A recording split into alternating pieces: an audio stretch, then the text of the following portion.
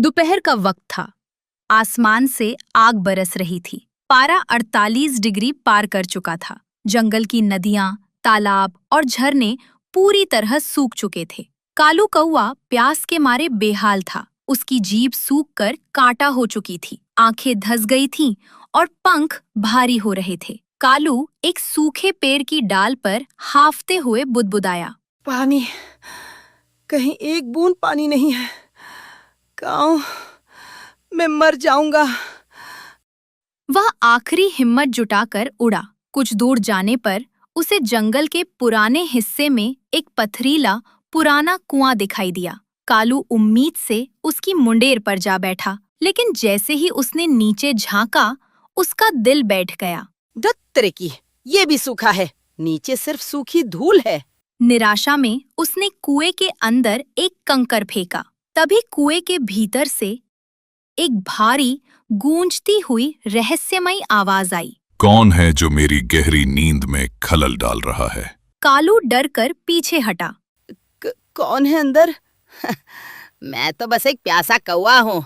मैं इस जंगल का प्राचीन जादुई कुआं हूँ। इस भीषण गर्मी में जो भी सच्चा जरूरतमंद यहाँ आता है, मैं उसकी एक इच्छा पूरी करता हूँ। बोलो, क्या चाहिए?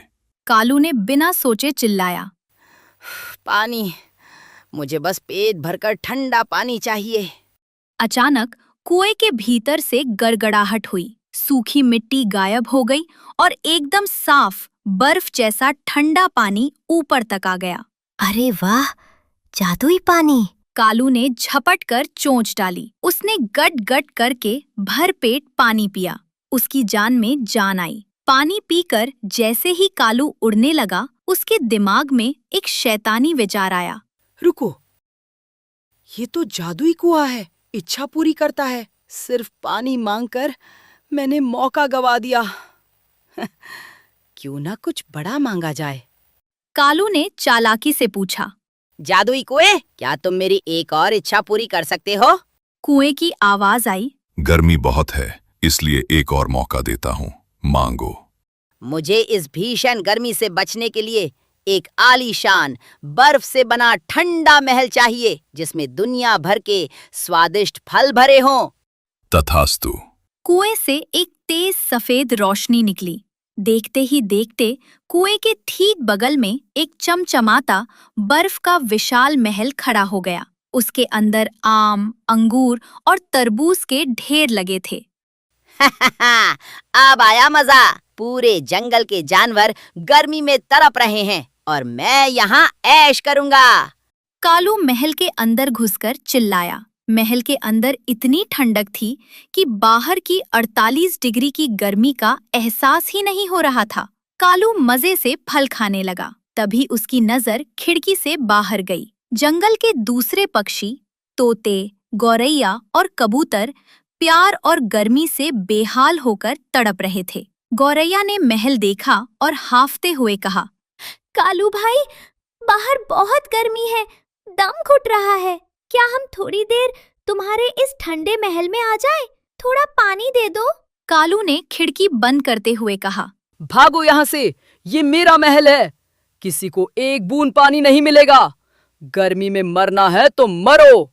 तभी कुएं से एक कड़कड़ाती आवाज आई। कालू, तुम स्वार्थी और लालची हो गए हो। तुमने अपनी प्यास बुझाई, लेकिन दूसरों की तड़प नहीं देखी। लालच का फल भोगने के लिए तैयार रहो।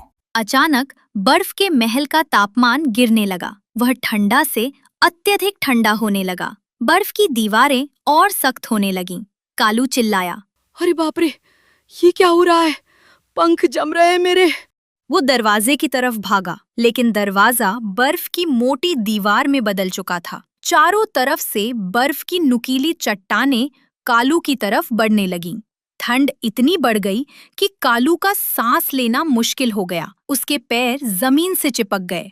कालू गिड़गिड़ाया, बचाओ, जादुई कुएं, मुझे माफ कर दो। मैं जमकर मर जाऊंगा। तुमने लालच किया कालू।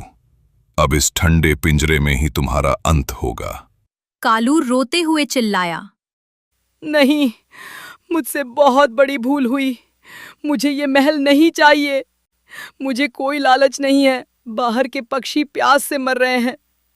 अगर मुझे माफ करना है तो मेरी जान के बदले इस पूरे जंगल को पानी दे दो। मुझे माफ कर दो।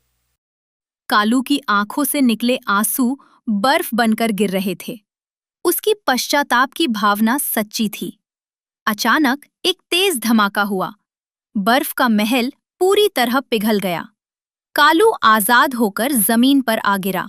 वो हाँफ रहा था लेकिन जीवित था। चमत्कार यही नहीं रुका। पिघले हुए महल का पानी एक बड़ी नदी के रूप में पूरे जंगल में बहने लगा। हवा ठंडी हो गई और झुलसते हुए पेड़ों पर बहार आ गई। कुएं की शांत आवाज गूंजी।